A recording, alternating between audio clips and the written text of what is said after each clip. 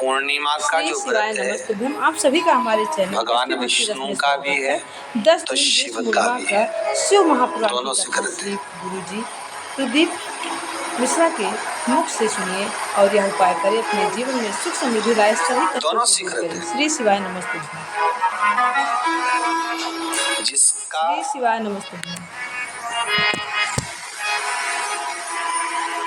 चंद्र आपकी पत्रिका में, आपकी राशि में, आपके स्वरूप में, हर व्यक्ति के संपूर्ण शरीर के अंदर 33 कोटि देवता विराजमान है। अलग अलग इंद्रियों पर अलग अलग देवताओं का निवास है। कभी मौका मिले तो अच्छे से उसको समझना। पूरे शरीर में अलग अलग इंद्रिय पर अलग अलग देवता। जिस व्यक्ति को रात्रि में, जैसे ही रात हो या दिन हो, भोजन करने के 15 मिनट के बाद ही नींद की झपकी आ जाए, समझ लेना चंद्र कमजोर पड़ गया, चंद्र गड़बड़ हो गया। बहुत ध्यान सुनिएगा जरा। पूर्णिमा का व्रत किसके लिए, वो भी ध्यान से दीजिए। शायद आपने कभी सुना ना सुना, पर अच्छे से सुन लोगे ना, ये व्रत कथा बार बार नहीं मिलने वाली। फिर इसके बाद तो तुम भले वो फिर फेसबुक यूट्यूब पर बाद में निकाल के भले सुनते रहना, पर सुन लो पूर्णिमा के व्रत का महत्व पूरा। एक, भोजन के बाद जब नशे जैसा माहौल हो जाए, आपको बिल्कुल कोई छेड़े ही नहीं, सोई नींद आए, लग जाए कि अब तो 2 क्षण सोना ही पड़ेगा, नेत्र कितना ही जगाओ तो भी नहीं माने, फिर तो बिन पिए नशा हो जाता है, जो बोले भोले का। तो ये जब ये चंद्र अपना प्रभाव दिखाता है तो भोजन के बाद आपको डुबा देता है। ठीक है,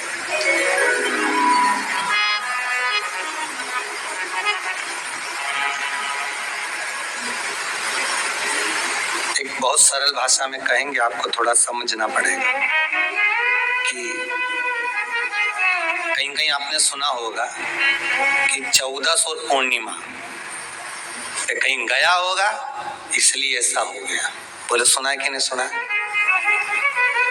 14 पूर्णिमा पे कहीं गया होगा या 14 पूर्णिमा पे कहीं गई होगी तो ऐसा हो गया। क्यों कहते हैं, उसका कारण क्या है? आखिर बात 14 पूर्णिमा को क्यों लोगों ने बदनाम कर दिया कि 14 पूर्णिमा पे कहीं गई होगी तो बाल खोल के गई होगी, या ऐसा करा होगा तो वैसा करा होगा तो ऐसा हो गया, या ये चीज इसके साथ में ऐसा हो गया, या एक्सीडेंट हो गया, या ये चीज। कारण क्या होता है? क्यों पूर्णिमा और अमावस्या के समय पर ही ज्यादा एक्सीडेंट के योग बनते हैं? क्यों पूर्णिमा अमावस्या के अंतर्गत ही ज्यादा कष्ट के योग बनते हैं, बीमारी को पनपने के? कारण क्या होता है, उसका क्रम क्या है, कारण क्या है? उसका एक कारण है आपके चंद्र की महत्वता घट जाना।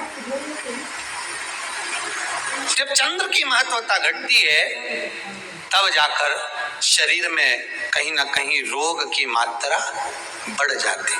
रोग अपना प्रभाव चंद्र के कारण दिखाना प्रारंभ, पर मन में बेचैनी नहीं हो, बेचैनी रहे, नींद नहीं आ रही है, कुछ मन में ऐसा लग रहा है कि कुछ होने वाला है, मन में स्थिरता नहीं आ रही, समझ लेना कि चंद्र गड़बड़ हो गया है। अब इस चंद्र को साधना है तो शिव तत्व में जाना पड़ेगा। फिर कुछ मत करिए, पूर्णिमा का व्रत चालू कर दीजिए।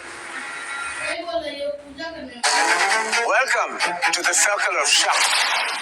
This is where the claws come out. अब सुबह से करिए, पूर्णिमा का व्रत चालू कर दीजिए। आखिर बात 14 पूर्णिमा को क्यों लोगों ने बदनाम कर दिया कि 14 पूर्णिमा पे कहीं गई होगी तो बाल खोल के गई होगी, या ऐसा करा होगा तो वैसा करा होगा तो ऐसा हो गया, या ये चीज इसके साथ में ऐसा हो गया, या एक्सीडेंट हो गया, या ये चीज। कारण क्या होता है? क्यों पूर्णिमा और अमावस्या के समय पर ही ज्यादा एक्सीडेंट के योग बनते हैं?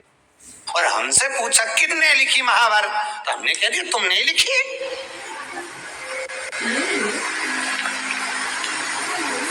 और उनने तो हमको टेबल पे खड़ा कर खूब दोचा, जैसे मंदिर के घंटा हो, खूब बजाया, खूब मारा। इसलिए अब नहीं जाऊंगा स्कूल। इतने में माँ ने हाथ पैर जोड़े, वो महाभारत किसने लिखी थी ये पूछा था, तो हम वही तो बोल रहे हैं माँ साहब ने लिखी थी। हम कौन से अलग बात बोल रहे हैं, हम भी तो बोल रहे हैं कि टीचर ने लिखी, माँ साहब ने लिखी। तू नहीं सुधरेगा कभी जिंदगी में। हम तुमसे इतना सा पूछ रहे हैं महाभारत किसने लिखी? माँ साहब ने लिखी, टीचर ने लिखी। और देखो मम्मी, भाई सुन ले, भाई तू ही सुन ले, अब बार बार महाभारत की मत पूछना मेरे से। एक बार बोल दी मैंने उन्ने लिखी, उन्ने लिखी, उन्ने लिखी, अब बार बार मत पूछना। पिताजी आ गए दुकान से, खेत से, क्या बोले छोरा आज तो स्कूल नहीं गया? गया था। तो फिर बस सन ने घूम मारे तुम भग आया। क्यों भग के आया? ऐसा क्या कर दिया तूने? मार साहब खुद लिखे, बोर्ड पे लिख दी महाभारत और मुझसे पूछ रहे महाभारत किसने लिखी। मैंने भी कह दी तुमने लिखी, तो मार साहब ने घूम मारा, मैं अब नहीं जाऊंगा। तो पिताजी बोले रे मूड़ा, तुझे बता देना तो महाभारत किसने, तो वही तो बताया कि माँ साहब ने लिखी। पिताजी भी क्या बोलेगा। हम भी इसी भ्रम में महाराज, हम सोचे कि हम बस खीर में अमृत झड़ेगा। भगवान के जब झड़े जब राम बोले, अमृत जब झड़े जब कृष्ण बोले, अमृत जब झड़े जब भगवान का भजन होवे। केवल खीर बना के डब्बा को छत पे रखने से अमृत नहीं झड़ता।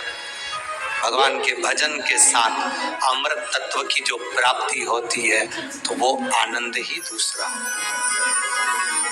किसी ने भजन में गाया है, आपने सुना होगा, अमृत है हरि नाम प्रभु का, अमृत है हरि नाम प्रभु का, इसे छोड़ विष पीना क्या, हरि नाम नहीं तो जीना, प्रभु नाम नहीं तो जीना क्या। ये अमृत तत्व भगवान की भक्ति का होना चाहिए। ये अमृत तत्व परमात्मा के भाव का, निर्मलता के भाव का होना चाहिए। तो स्वाद मेरा निवेदन है, अगर तुम्हारे घर में अशांति ज्यादा होती है, क्लेश बड़ा ज्यादा होता है, आप पूर्णिमा का व्रत करें ना करें, पर पूर्णिमा को खीर प्रसाद घर में अवश्य बना।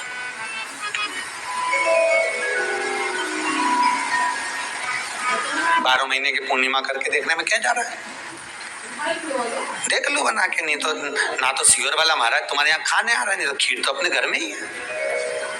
कोई महाराज तो नहीं आएगा खाने के लिए कि सियोर वाला महाराज को तुम खीर का डब्बा पहुंचा दो कि हर महीने की पूर्णिमा को तुम्हें ही खाना है, तुम्हें ही बनाना है। इतनी सी बना लो, पर बनाओ, देखो कि घर में शांति होती कि नहीं होती।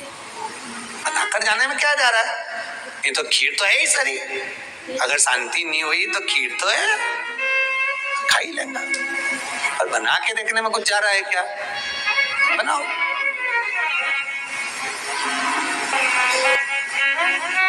ये जो हवन में, यज्ञ में खीर की जो आहुतियां छूटती हैं, ये इसका महत्व बहुत है महाराज। आप समझे ना समझे वो आपकी जगह पर आपके यहाँ जब विद्वान ब्राह्मण, कोई विद्वान ब्राह्मण आपके यहाँ जब यज्ञ कराने आए, हवन कराने आए, वास्तु पूजन कराने आए, जब माता रानी का हवन, किसी भी रूप का यज्ञ कराने के लिए आए और वो खीर की आहुतियां जब छुड़वाए, तो आप पूछना कि खीर की आहुति का फल कितना, प्रताप फल कितना। पूरे यज्ञ में वो खीर की आहुतियां लक्ष्मी के लिए जो दी जाती है, वो लक्ष्मी की वृद्धि कर देती है।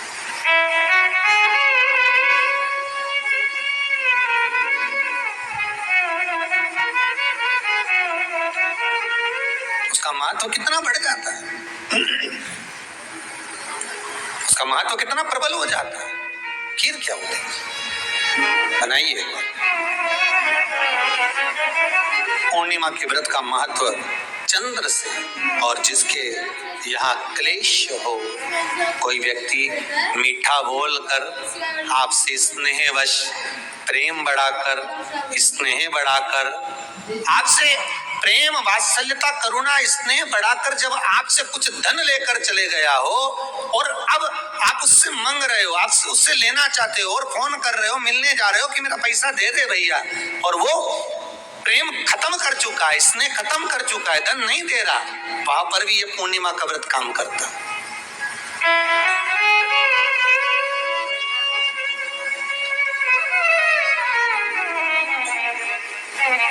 वहां पर भी पूर्णिमा का व्रत काम करता है।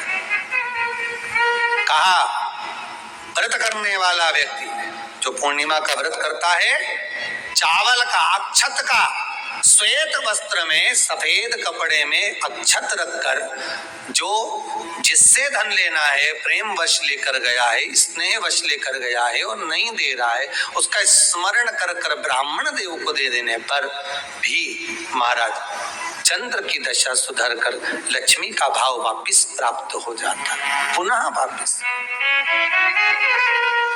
100 वर्ष की अगर जिंदगी है, मान लो